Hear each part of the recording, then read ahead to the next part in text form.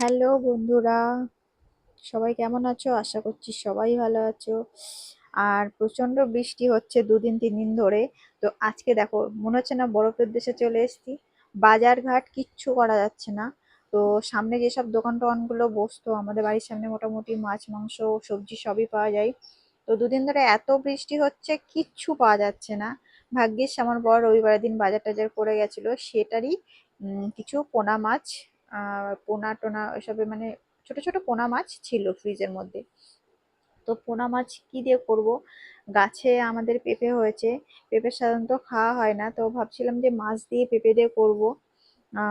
পেঁপের পাতলা পাতলা তরকারি, যেটা ভালোই হবে। আর মাছগুলো জ্যান্ত ছিল যখন কিনেছিলাম। আর পেঁপে আর একটা দেখি ডাল ফাল কিছু একটা করে নেবো, ঘরে যা যা আছে সেসব কিছুই রান্না করে নেবো। দেখেছো তো, ছাদটা দেখলে বোঝা যাচ্ছে প্রচুর বৃষ্টি হচ্ছে, মানে সামান্য দোকানে তাই যাওয়া যাচ্ছে না, ছাতা টাতা কিচ্ছু মানছে না। আর রাস্তা দিয়ে মনে হচ্ছে না, মানে এত পরিমাণে পানি যাচ্ছে স্রোতে, মনে হচ্ছে না কোনো সমুদ্রের মানে ঢেউ যাচ্ছে এরকম। আর ছাদেও দেখো কতটা করে জল জমে রয়েছে।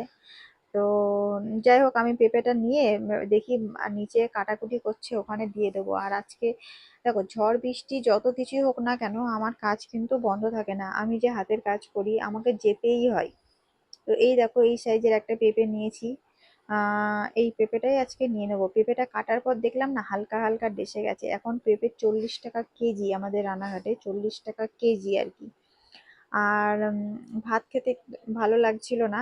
তো এই জন্যে আটা গোলা রুটি আমি করে নিচ্ছিলাম। এই যে এখানে আটাটা গুলিয়ে এর মধ্যে একটুখানি নুন, অনেকে ডিম ফাটিয়ে দেয়, কাঁচা লঙ্কা পেঁয়াজ কুচিয়ে দেয়, আর অনেকে চিনি দিয়ে করে। আমি চিনি দিয়ে করছিলাম।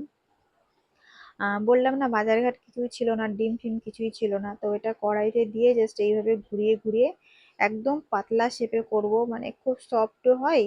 আর খেতেও মোটামুটি ভালো লাগে। এটা গোলা রুটি, কেউ ধাবড়ি, এক এক দেশে এক এক রকম বলে আর কি। আমাদের এখানে গোলা রুটিই বলি। তো এটা খেয়ে টেয়ে নিয়ে আমি চলে যাব কাজের দিকে। আর দেখো, বৃষ্টি, ঝড় বৃষ্টি যতই হোক না কেন, পেট কিন্তু কারোর কথা শুনবে না, ঠিক আছে? আর এইদিকে আমার বর অফিসে বেরোতে পারছিল না, এত বৃষ্টি, বৃষ্টি থামলে বেরোবে। ওইদিকে পড়তে বসেছিল, কারণ ওর সামনে পরীক্ষা আছে। তো ভাবছিল বৃষ্টি যখন কমছে না, একটুখানি পড়তে বসে নি। আর এইদিকে আমি আবার একটু রান্নার কাজটা এগিয়ে নিচ্ছিলাম, কারণ আমাকে যেতে হবে বাইরে। তো আমি রেডি টেডি হয়ে বাইরে, যে ভিডিওটা আমি নিতে পারিনি কারণ প্রচুর বৃষ্টি হচ্ছিল, ফোন টোন বার করা যাচ্ছিল না। এই দেখো কত সুন্দর সুন্দর কানের ডিজাইন এসছে। এটা হচ্ছে সূচ কানের।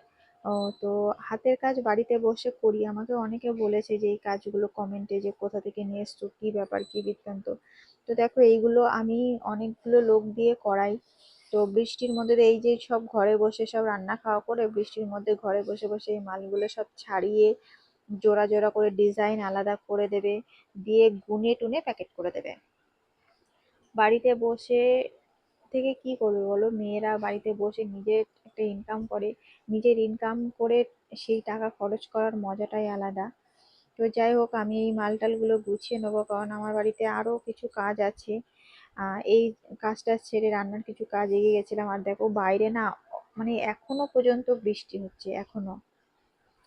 আমার পাশে যে ব্যাগটা আছে দেখো, এই ব্যাগটা ভর্তি, মানে এখানে নেই নেই করে 50 60 তারও বেশি ধরনের ডিজাইনের কানের আছে। আর আমাকে কোনোদিনও দেখবে না যে আমি কানের টানের পরি, কারণ আমার না এসব দেখে দেখে একদম অবছিদ্দা হয়ে গেছে। আমার আর কোনো ডিজাইনই ভালো লাগে না। তো ভিডিওটা কেমন লাগলো একটু লাইক করে দিও।